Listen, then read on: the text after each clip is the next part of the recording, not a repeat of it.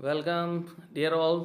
आज से स्टार्ट करने वाले हैं हम अब एक नया कोर्स 12th के लिए फिज़िक्स का, जिसमें हम सीबीएसई और आरबीएसई 12th क्लास को कवर करेंगे। बुक फॉलो करेंगे एनसीईआरटी की, क्वेश्चंस लूँगा एनसीईआरटी के, और साथ ही आपके लिए हर जो हमारा वीडियो होगा उसमें मैं कुछ स्पेशल क्वेश्चंस रखूँगा नीट के, जी मेंस के और दूसरे पुराने कंपटीशंस में आए हुए क्वेश्चंस को। तो है ना मज़ेदार बात। इससे आप लोगों को 12th भी हो रहा है, आपकी एकेडमिक 12th भी प्रिपेयर होगी, और साथ में हमारा कंपटीशन का जो मेन मोटो है वो भी हमारा सक्सेसफुल होने वाला है। एक बात और मैं आपको बता देना चाहता हूँ कि जो जो हर कोई जो वीडियो होगा हमारा, उसमें आपको क्या है, नोट्स प्रिपेयर करने का एक मौका भी मिलेगा। आप डिस्क्रिप्शन बॉक्स में जाइएगा, वहाँ लिंक मिलेगी। जो भी वो वीडियो में हमने जो पढ़ा होगा उसका पूरा लिंक आपको मिलेगा, आप उसको नोट डाउन जरूर करिएगा। Come on, let us start our topic. सबसे पहले चलिए जानने की कोशिश करते हैं कि इलेक्ट्रोस्टैटिक्स क्या है। इलेक्ट्रोस्टैटिक्स देखिए क्या है, एक फिज़िक्स का एक सब्जेक्ट है जिसमें हम चार्जेस को स्टडी करते हैं। और चार्जेस में क्या स्टडी करते हैं, सबसे पहले तो चार्जेस को स्टैटिक मानते हैं, मींस एट रेस्ट।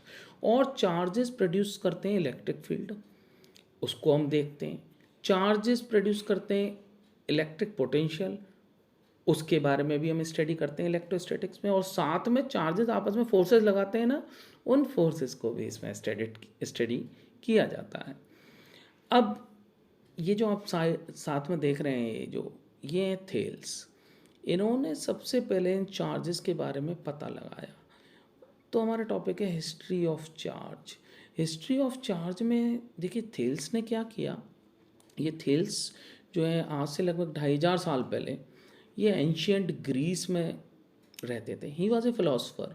तो उन्होंने क्या किया, एक एम्बर नाम का एक सब्सटेंस लिया। What is amber?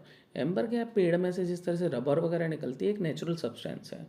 वो सब्सटेंस को, एम्बर को, जब उन्होंने रब किया वुल के साथ में, रब किया मीन्स रगड़ा उसको, तो जैसे ही उसके साथ में इन्होंने इसको रगड़ा थेल्स ने, तो इन्होंने पाया कि वो जो एम्बर रगड़ने के बाद में उसका बिहेवियर चेंज हो गया, और वो छोटे छोटे घास के तिनके means straw, bits of paper, छोटे छोटे पेपर के पीसेस को अपनी तरफ खींचने लगा। तो इससे इन्होंने कहा कि जो एम्बर है वो इलेक्ट्रीफाइड हो गया है, यानी कि उसके ऊपर चार्ज आ गया है।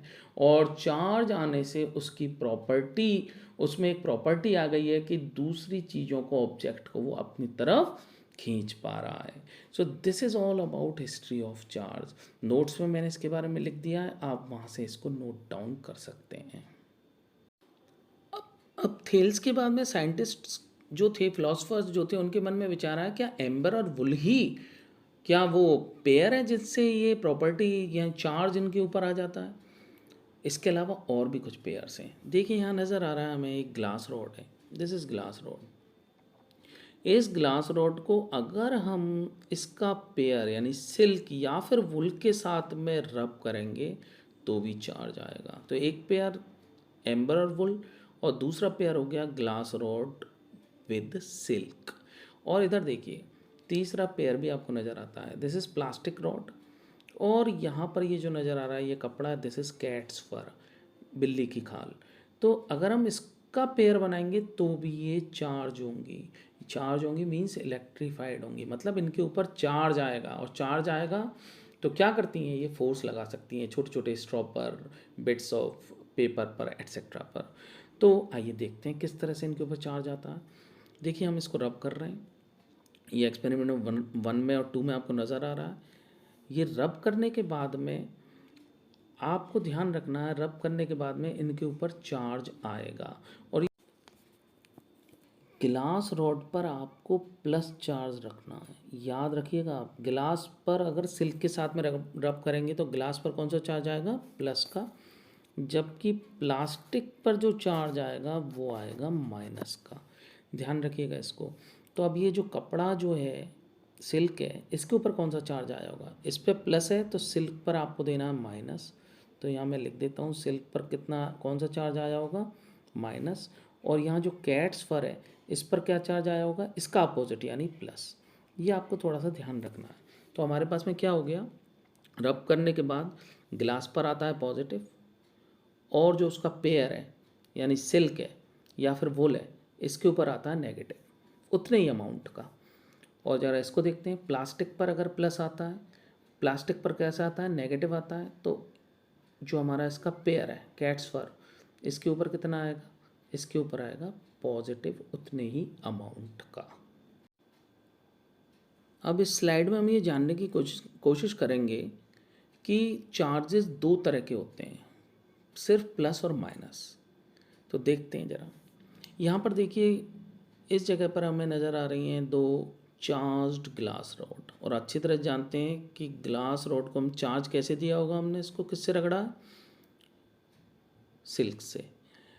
तो सिल्क से रगड़ने के बाद इस पर चार्ज आया होगा प्लस, इसको भी रगड़ के लाए सिल्क से, तो इस पर भी कैसा आया होगा, प्लस। अब प्लास्टिक को देखें, यहाँ पर प्लास्टिक की रॉड है ग्रीन वाली, इसको हमने रगड़ा है फर से, तो इसको जब रब किया हमें फर से, तो इस पर चार्ज कैसा आया होगा, माइनस का। ये इसको भी रगड़ा है तो इस पर भी चार्ज आया होगा माइनस का।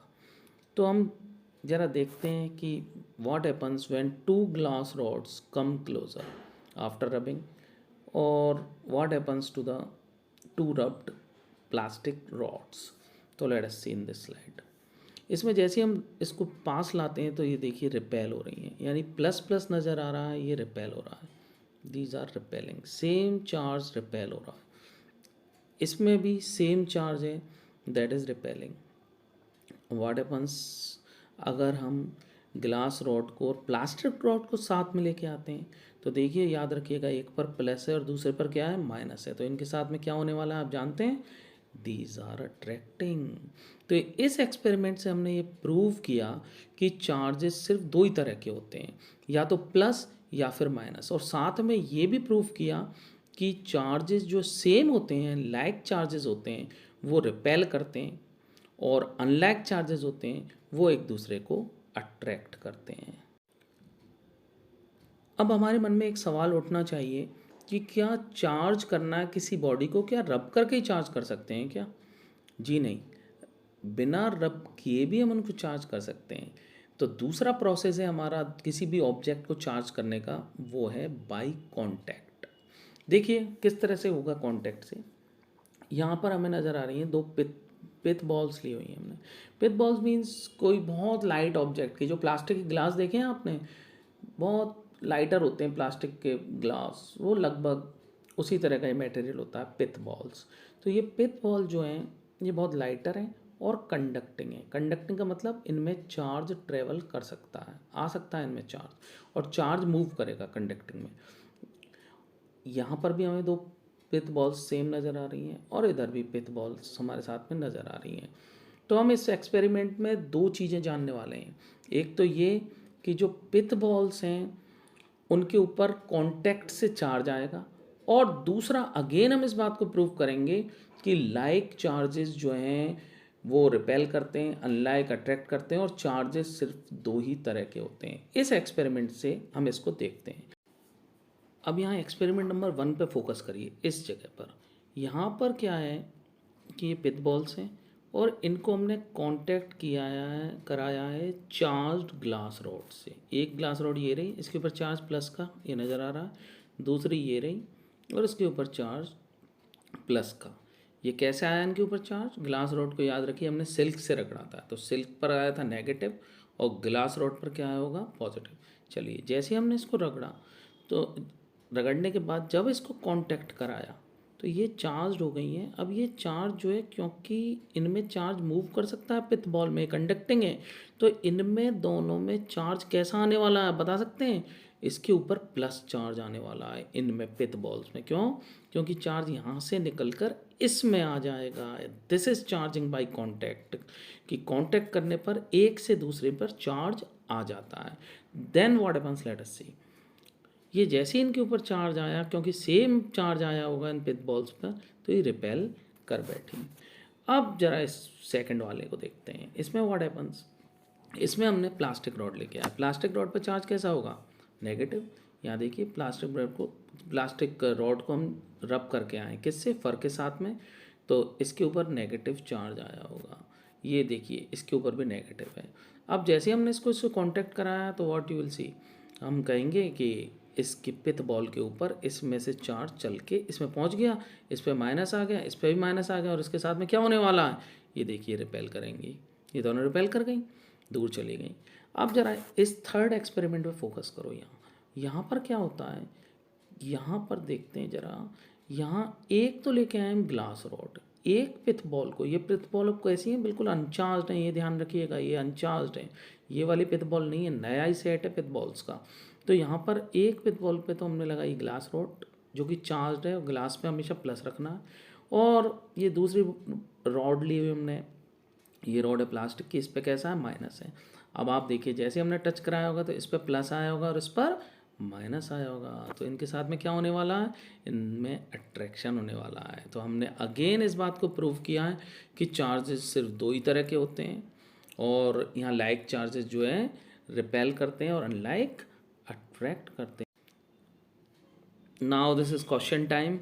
जो पढ़ा हुआ है उसके ऊपर एक क्वेश्चन ले लेते हैं। एनसीईआरटी का क्वेश्चन नंबर 5 है कि when a glass rod is rubbed with silk तो charges appear on both, charge हो जाता है दोनों के ऊपर आता है। याद है आपको, ग्लास पर प्लस और सिल्क पर negative. A similar phenomena is observe with many other pairs also, यानी कि प्लास्टिक को लेते हैं तो प्लास्टिक पर नेगेटिव, और जिससे रगड़ा है उसको फर से, उस पर पॉजिटिव। तो अब ये पूछ रहे हैं कि ये बताइए कि ये कैसे कंजर्वेशन ऑफ चार्ज इसके ऊपर एप्लीकेबल है। कंजर्वेशन ऑफ चार्ज का मतलब क्या है कि चार्ज कंजर्व का मतलब क्या होता है, कंजर्व का मतलब होता है कि जैसे आपके पास में 10 रुपये हैं और आप मार्केट गए, और मार्केट से थोड़ी देर बाद जब लौट के आए तो आपके पास में अब भी कितने पैसे रहे, 10। तो मार्केट जाने से पहले टोटल पैसे आपके पास में 10 थे और आने के बाद भी 10 थे। इसका मतलब हम कहेंगे आपके पैसे कैसे रहे, कंजर्व रहे। तो हमें इस बात को इसमें समझाना है कि जब हम रगड़ते हैं तो चार्जेस कंजर्व कैसे रहते हैं। तो चलिए प्रूव करते हैं। सबसे पहले चलिए ग्लास रॉड ले लेते हैं। क्वेश्चन में ग्लास रॉड दी गई है और इधर एक सिल्क लेते हैं। अब देखिए ज़रा, इनको अभी रब नहीं किया है तो इसके ऊपर नेट चार्ज कितना है, 0। इसके ऊपर नेट चार्ज कितना है, 0, कोई चार्ज ही नहीं है। क्यों, क्योंकि इसके ऊपर चार्ज नहीं है। अभी ये बिना, जब हम रब नहीं करेंगे तो किसी भी पीसेस को ये अट्रैक्ट नहीं कर सकता, बिट्स ऑफ पेपर को, स्ट्रॉ को अट्रैक्ट नहीं कर सकता है। तो रगड़ने के बाद ही इस पर चार्ज आएगा। तो हम लिखेंगे इसमें इनिशियल चार्ज हमारा कितना है, इनिशियल चार्ज इसमें कितना है, दोनों पर 0, 0 + 0 मीन्स 0। अब इसको ज़रा रगड़ लेते हैं।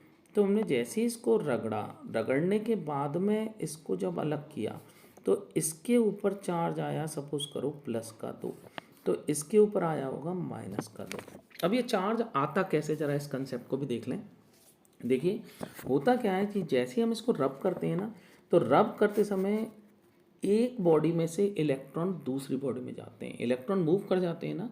इलेक्ट्रॉनों को थोड़ी सी भी एनर्जी देंगे आप, तो एनर्जी मिलने से इलेक्ट्रॉन, जो फ्री इलेक्ट्रॉन्स होते हैं, वो आसानी से मूव कर जाते हैं, आउटर शेल के इलेक्ट्रॉन।